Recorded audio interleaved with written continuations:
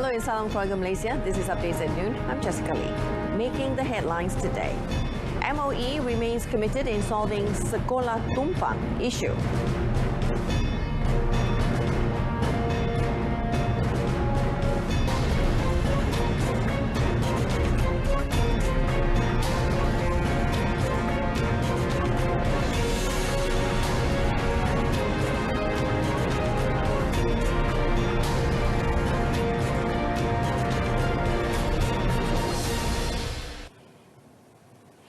National education figure Tun Arshad Ayub has passed away at 2:06 a.m. today.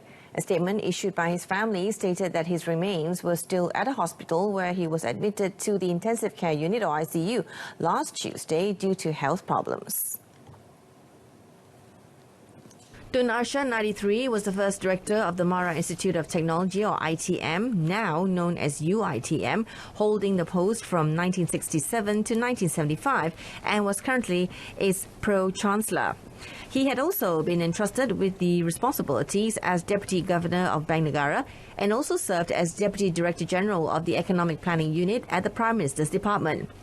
Born in Muar, Johor, Tun Arshad had also served as the Secretary General of the Ministry of Primary Industries, the Ministry of Agriculture and the Ministry of Land and Regional Development.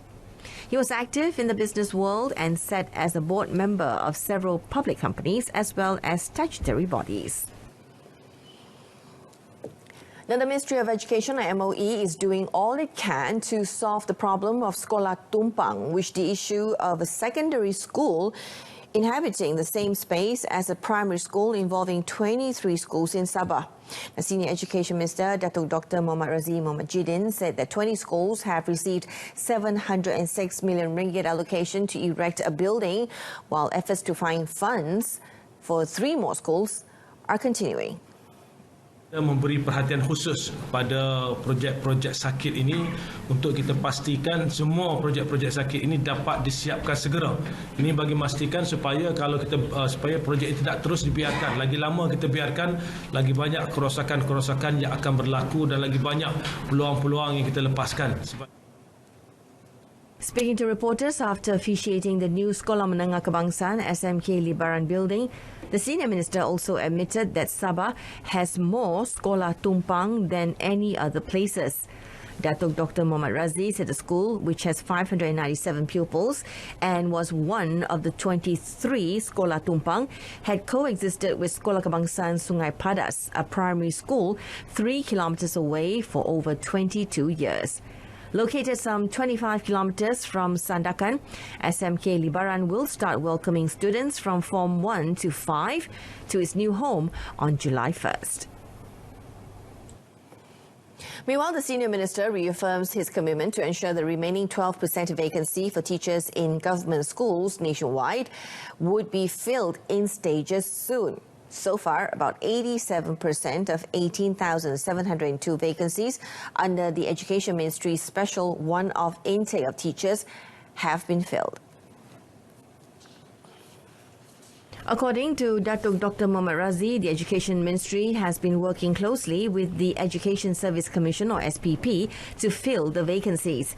He also assured that extra attention will be given to address the issues related to teachers' quarters and housing upgrading works, especially in rural areas. On a different topic, Datuk Dr. Muhammad Razi said his ministry is in talks with several parties about how to instill a love for nature in students. He said it was because he does not want a repeat of what happened to the Sumatran rhino, which has gone extinct, and that the children must understand the needs to take care of natural treasures for future generations. During his visit to Sandakan, Datuk Dr. Muhammad Razi toured the Sepilok Orangutan Rehabilitation Centre, Borneo Sun Bear Conservation Centre and Rainforest Discovery Centre for better knowledge of their work. The Lembaga Urus Air Selangor or LUAS has identified more than 60 ponds and lakes throughout the state that have the potential to be used as additional water resources as a long-term preparation if a drought hits the Klang Valley in 2025 as forecast. Its director Hazrul Nizam Shari said of the total, 21 ponds had been approved by the state government to be widened and deepened to increase the capacity. At the same time, Hasrul Nizam said Luas also built other infrastructure to ensure that water from the ponds could be channeled to the water treatment plant, among others, by pumping water before being drained into the river. Hasrul Nizam said Luas has also developed an application that can record the amount of water available in real time in preparation for releasing water for use. Recently, he was reported to have said that the water supply in the Klang Valley will be sufficient for 8 months if a drought hits the region in 2025 as forecast. Currently, the entire population in the Klang Valley, including Putrajaya and Kuala Lumpur, covering 6.5 million residents, receives treated water supply from Selangor with a total daily consumption of 500 million litres. There will be no more flights for Malaysian Hajj pilgrims landing in Madinah after the last flight, which is scheduled for tomorrow. Malaysian Hajj delegation head Datuk Sri Syed Salisa Abdul Rahman said the 15 June flight would involve the KT-22 delegation, adding that starting 20th of June, all flights for Malaysian Hajj pilgrims, starting with the KT-23 delegation, would be landing at the King Abdul Aziz International Airport in Jeddah. Para jemaah haji yang akan dibawa secara terus daripada Malaysia ke Jeddah ini, mereka semua dikhendaki untuk memakai ihram dan untuk menyiap ihram di miqat nanti, supaya apabila mereka masuk ke Mekah, mereka bersedia untuk melaksanakan ibadat umrah mereka yang pertama nanti.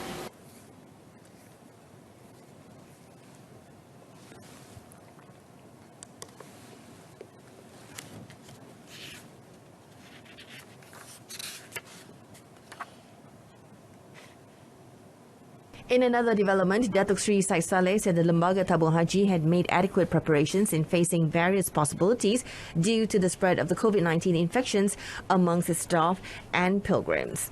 He said TH has taken early preventive measures to deal with unforeseen circumstances by conducting monitoring from time to time, including carrying out immediate screening tests for those showing symptoms of the COVID-19 infection.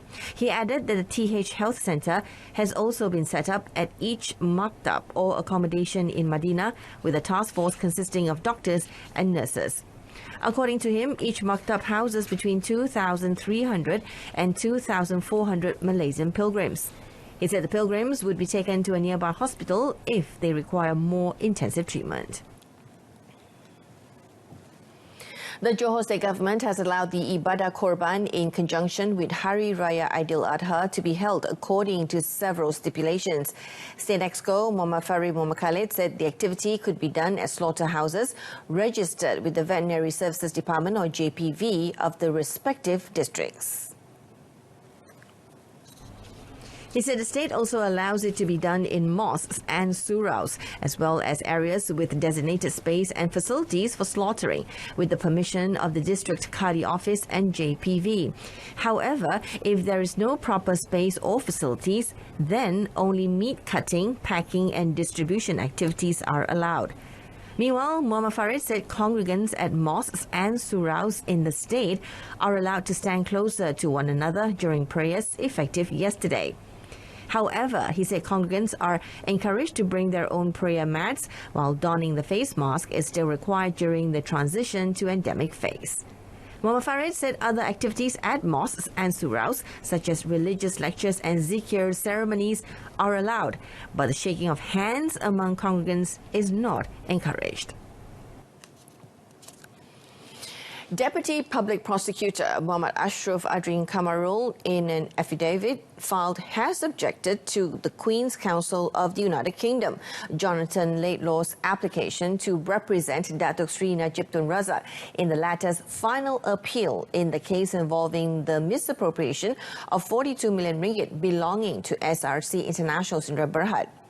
Muhammad Ashraf said Laidlaw did not show any qualifications or special experience in the laws of this country, apart from not being qualified in Bahasa Malaysia.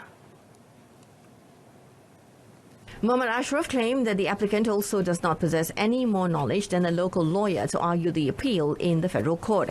Muhammad Ashraf also claimed that late law does not have the Bahasa Malaysia qualifications required under subsection 11(2) of the Legal Profession Act 166 to be allowed an ad hoc application under section 18 of the same act.